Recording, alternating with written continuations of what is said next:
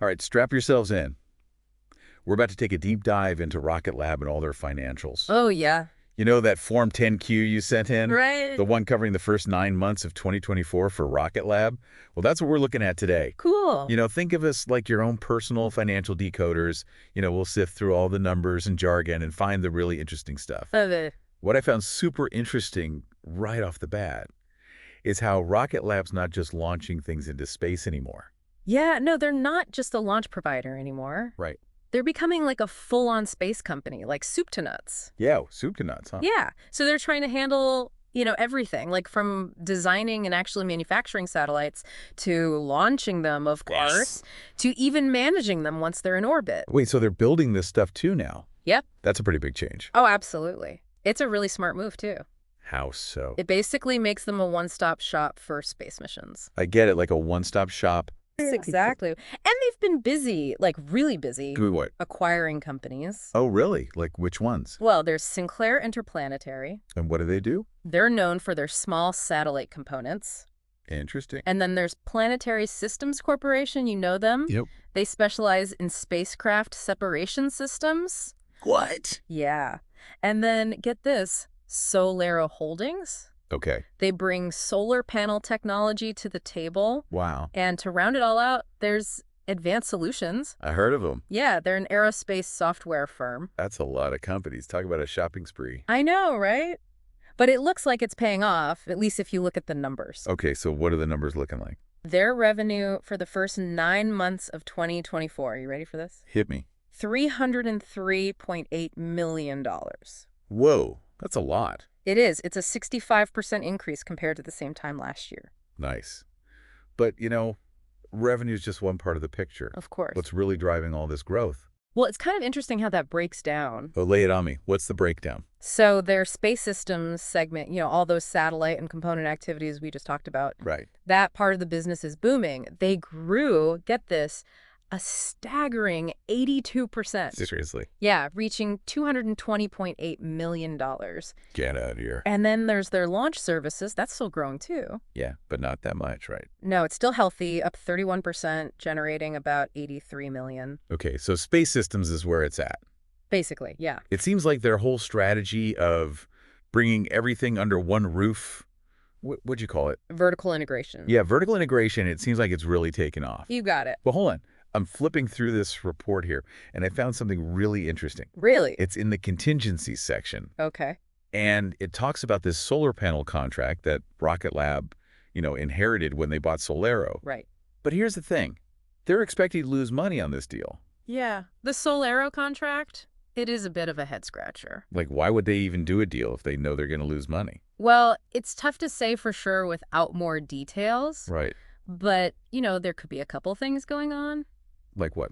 Like maybe the contract was signed when prices were different, Okay. And then the market for solar panel components, it can be volatile, so maybe costs went up. Let me see. It happens sometimes in this industry, especially with those long lead times and all the unexpected stuff that can pop up, Yeah, that makes sense. So even though they're doing well overall, this one contract is going to lose them some money. Yep.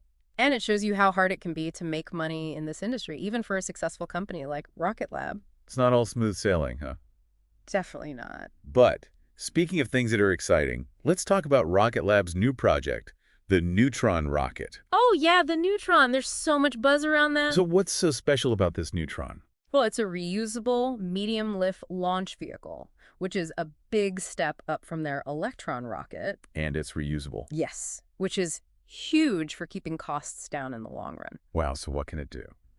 Well, it's being designed to handle, get this, human spaceflight missions to the International Space Station. No way. Are they really going to send people to space? That's the plan. It's a big goal and shows how ambitious Rocket Lab is. That's so cool. So are they building this thing right now? Well, they've already secured a deal, and this is the crazy part. Okay. For 2 dedicated Neutron launches with a mystery customer. Wait, what? They haven't even flown the thing yet, and they already have a customer. Yep.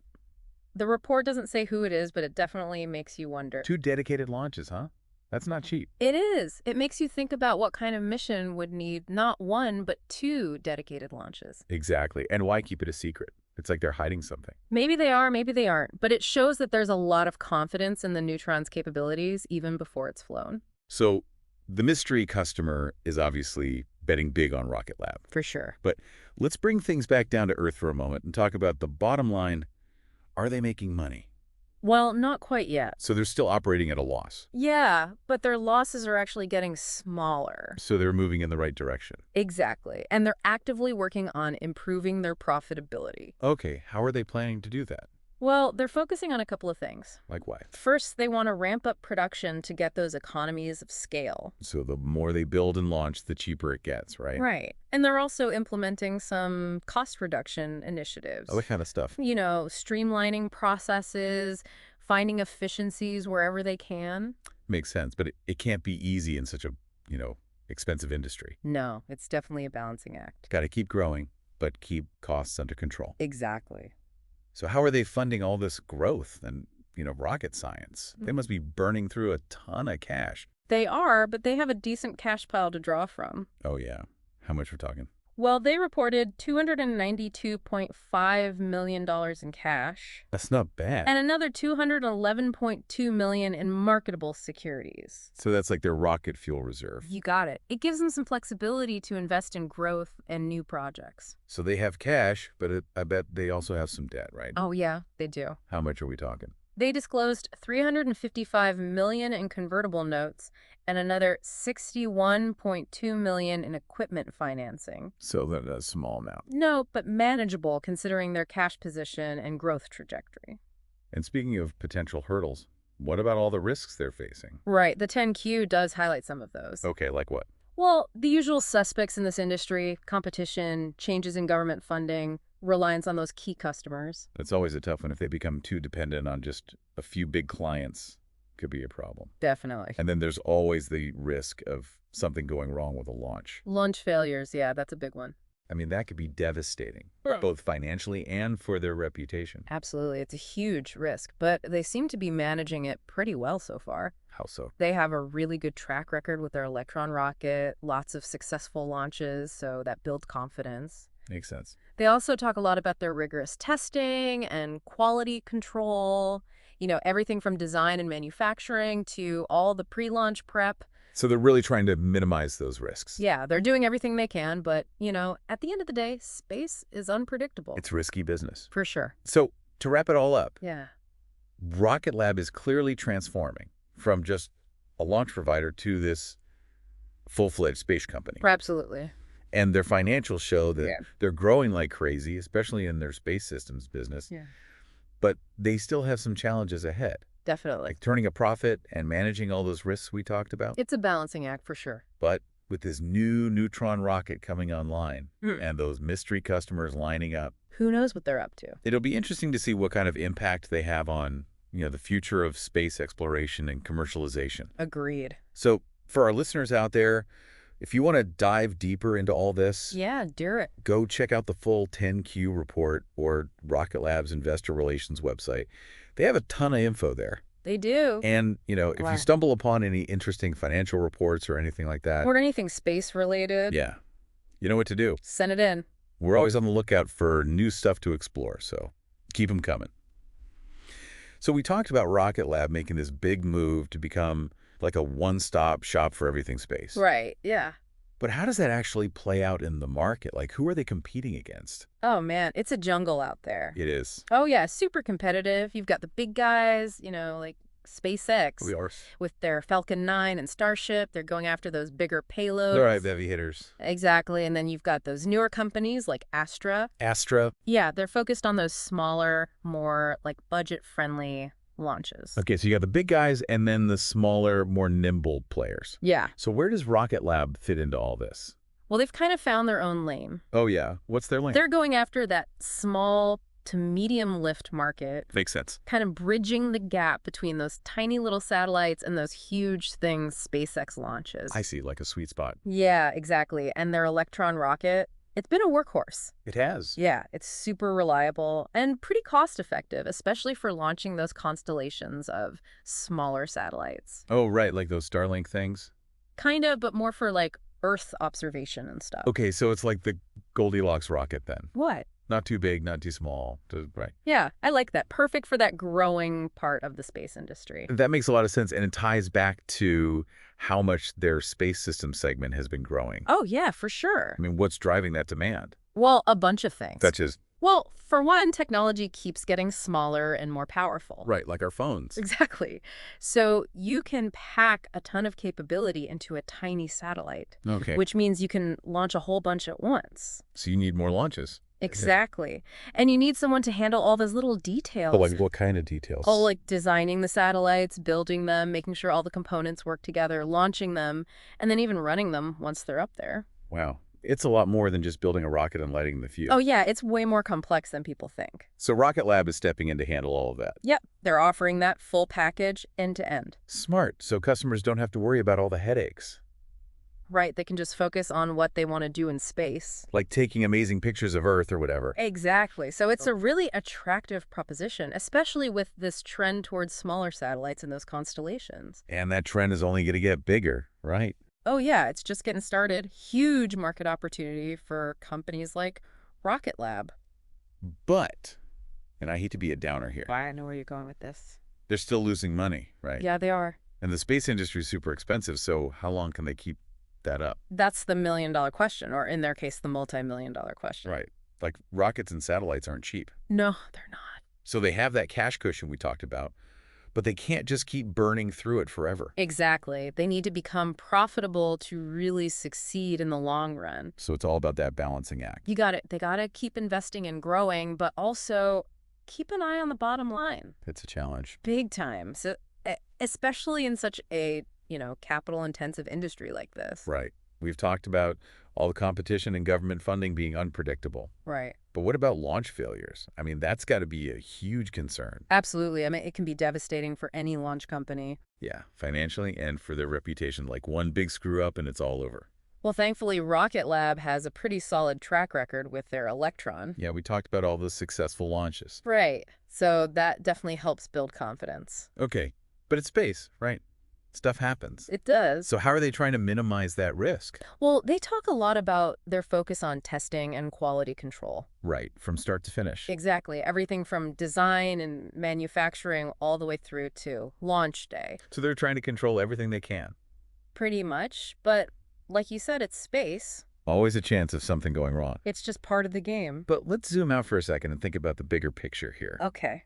What does all of this Rocket Lab growing and being ambitious, what does it mean for the future of space? Well, it's really interesting. We're seeing a lot of private companies jumping into space now. Yeah, it's not just NASA anymore. No, it's like a whole new space race. It is. So where does Rocket Lab fit into all of this? Well, they're really helping to open up space, making it more accessible. How so?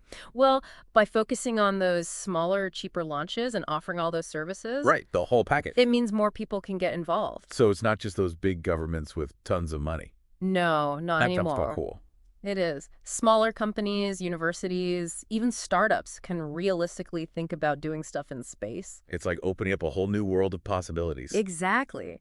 And as space gets cheaper to access, we're probably going to see a ton of new ideas and businesses popping up. It's an exciting time to be paying attention to space. For sure. But we got to be realistic too, right? About what? About all the ethical stuff. Like, as more people and companies go to space, right, how do we make sure it's done responsibly? That's a huge question for sure. We got to think about the impact we're having on space, Like space junk and stuff. Exactly. Yeah. Space debris, using resources responsibly, and how everyone's going to cooperate. Those are all things we need to figure out. So it's not just about the cool rockets and satellites. No, it's about being responsible, too. It's like exploring a new continent. You got to be careful. Exactly. Make sure we're doing things in a way that benefits everyone and doesn't mess things up for future generations. I get it. Space is for everyone, so we got to protect it. Yeah, it's like a shared resource for all humanity. Okay, so in this deep dive, we've covered a lot. A lot. Rocket Lab's financials, their growth, all the challenges they're facing, and what it all means for the future of space. It's a lot to think about. But there's one more thing we haven't talked about. What's that? The people behind it all, the human side of things. We've spent a lot of time in this deep dive talking about numbers, financials, all that stuff. It's important stuff. It is, for sure. But what always gets me, what really gets me excited about Rocket Lab What is that? is the people. the humans behind it all. Yeah. I mean, these are people building rockets, sending stuff into space. It's incredible. It's like something straight out of a movie, you know? It is pretty wild when you think about it. It really is, and it's so easy to get lost in the numbers. Oh, yeah, for sure. But we got to remember that behind every launch, Right. every single piece of technology, Yep. there's a whole team of people. Absolutely. People who are crazy talented and dedicated. Oh, yeah, the best of the best. The engineers, scientists, everyone. All working together. They're the ones making this all happen. That's what it's all about. And I bet there are some amazing stories there. Oh, I'm sure there are. Just think about the problem solving, the collaboration, Right. the sheer, determination it takes to actually build this stuff. It's mind-blowing. It really is. And it's not just about, being smart and having the technical skill. It's way more than that. Right.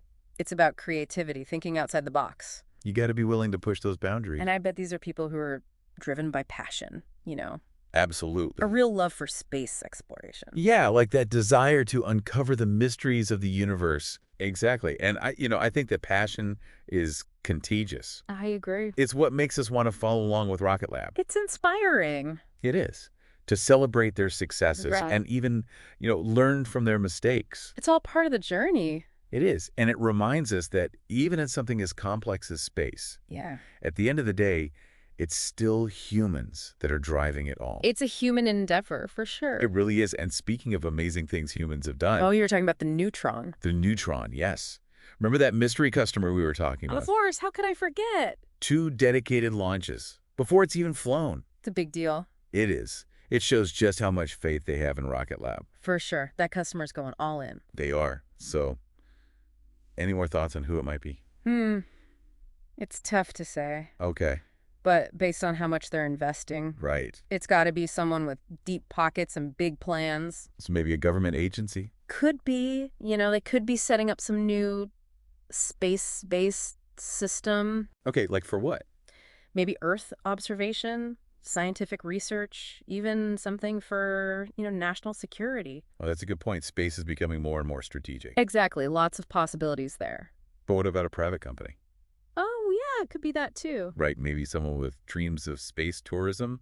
Or space mining, who knows? Or something we haven't even thought of yet. Exactly. There are so many possibilities out there. It's like the Wild West of space. It really is. So many new players jumping in. It's exciting. And Rocket Lab is right there in the middle of it all. They are, and they're not just launching things. No, they're enabling other people's dreams too. They're making it possible for others to do their own thing in space.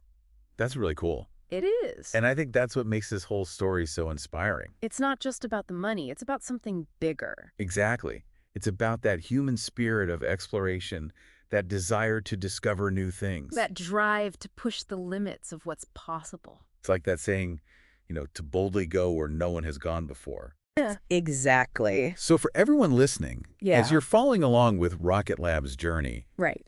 keep in mind that behind all the headlines and all the fancy tech, Yeah. there are real people making this happen. Passionate people. Exactly. And their dedication and creativity. Right.